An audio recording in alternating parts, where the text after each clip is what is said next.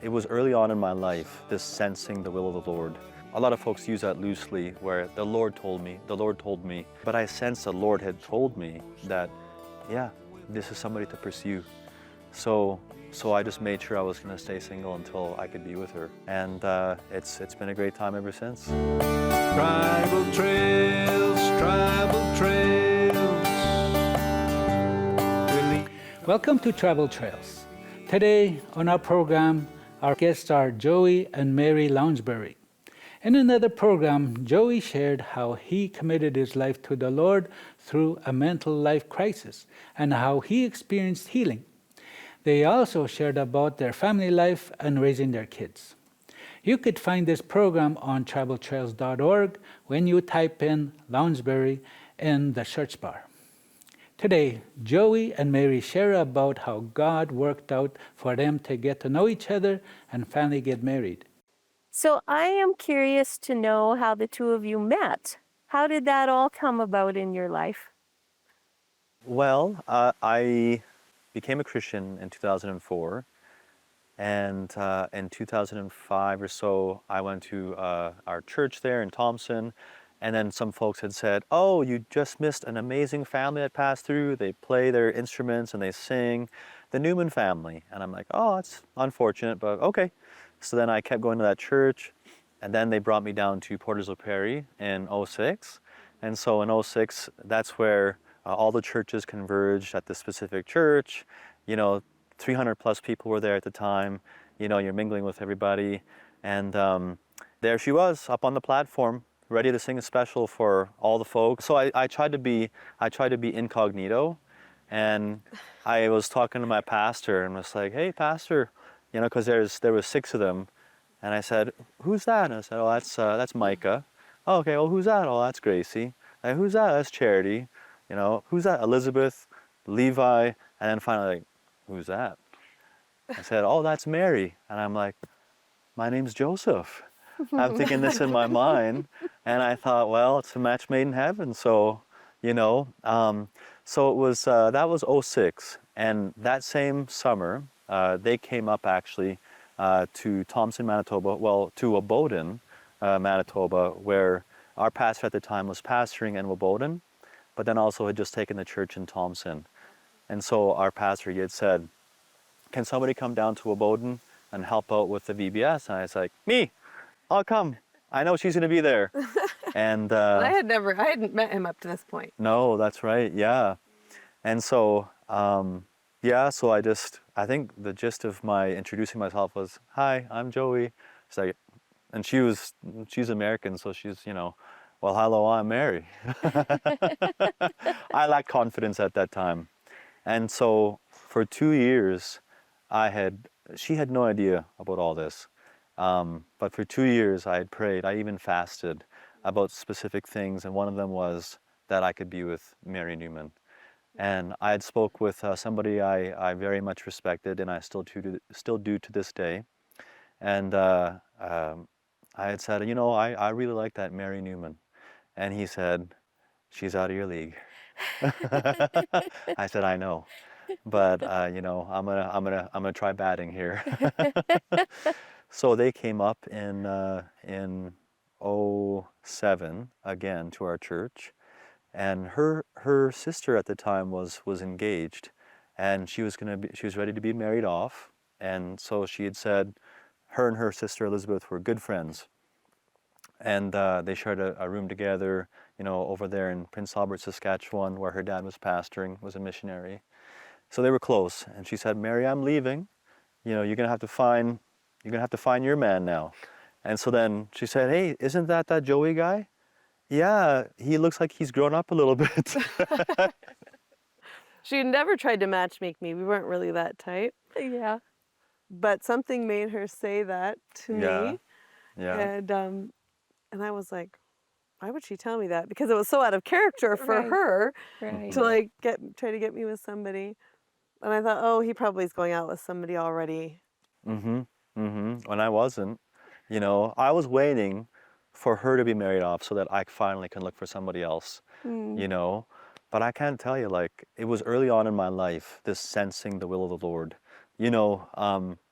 a lot of folks use that loosely, where the Lord told me, and I just sensed at that time, I didn't realize at the time, and so I try not to use it loosely, but I sensed the Lord had told me that, yeah, this is somebody to pursue. So I just made sure I was going to stay single until I could be with her. You have stolen my heart, my sister, my bride. You have stolen my heart with one glance of your eyes, with one jewel of your necklace. My pastor at the time, he was a very friendly man, very personable, and just good to his people. And he would invite me over for coffee over at Tim Hortons and different places, but he never invited me over to his house. So I found it peculiar because my wife and her family, they were staying at my pastor's house. And so when he invited me over for supper, I knew something was up. And so I braced myself, I prepared myself, and I went over and tried to put my best foot forward.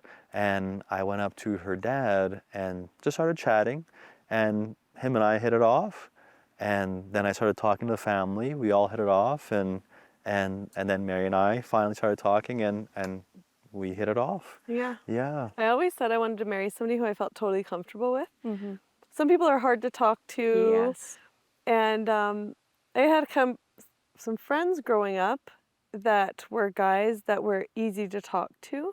Most of my friends were girls, but like a couple, and I just, even though like we weren't friends in that way, I thought, whoever I marry, I have to be able to just be able to be myself.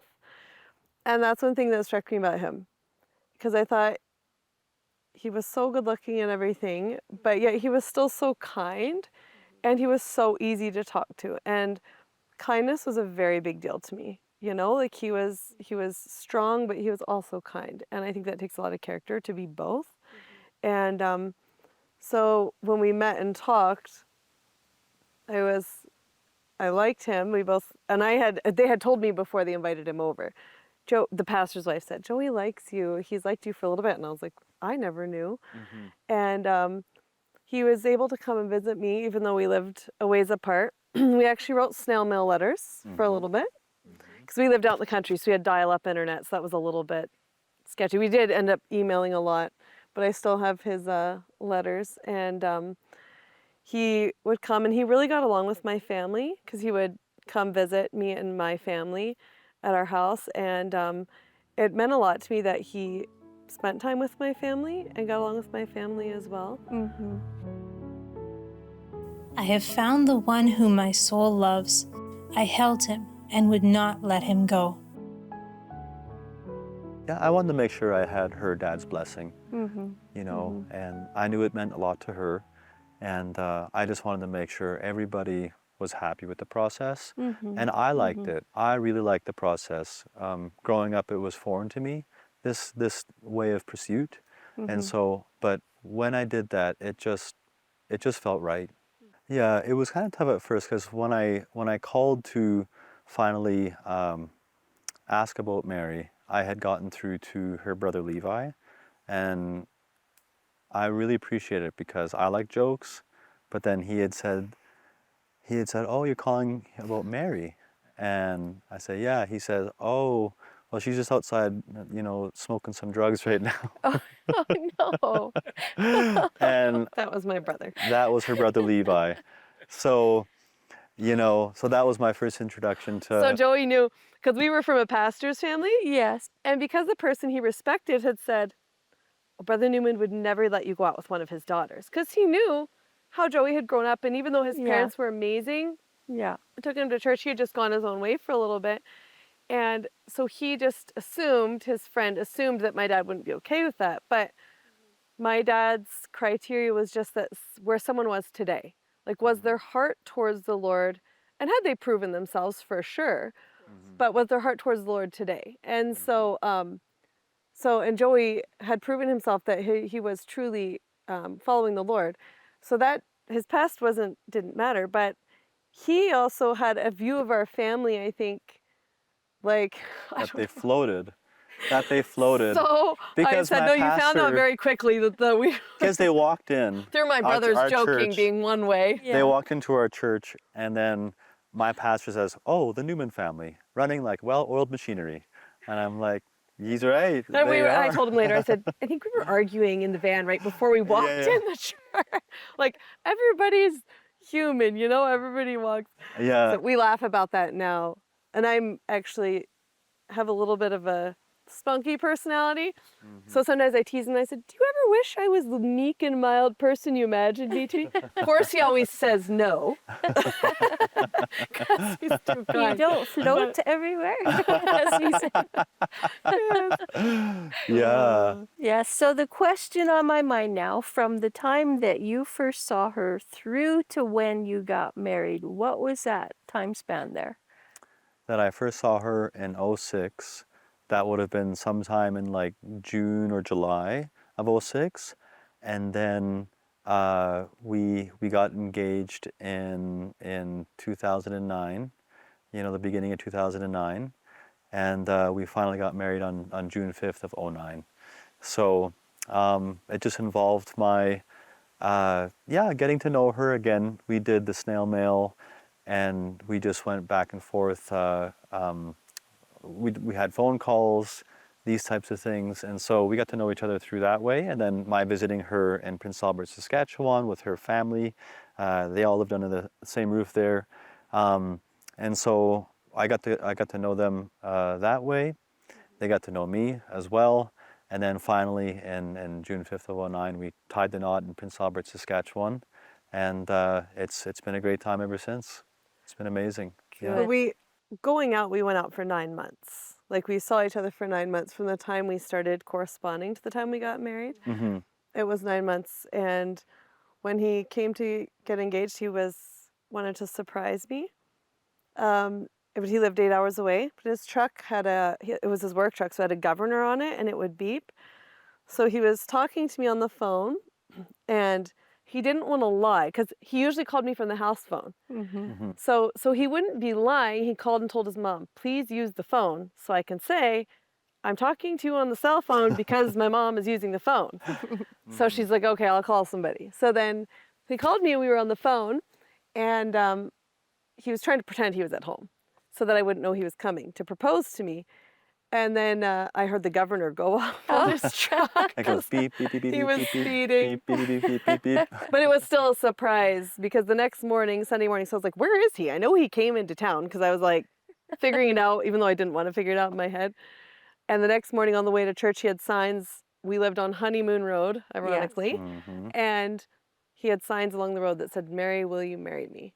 Yeah. And then he was waiting there. And she wasn't even, she was busy reading her Bible on her way to church. So the family, they're like, Mary, what's out on the side of the road? Mm-hmm. And she's still looking down, reading her Bible.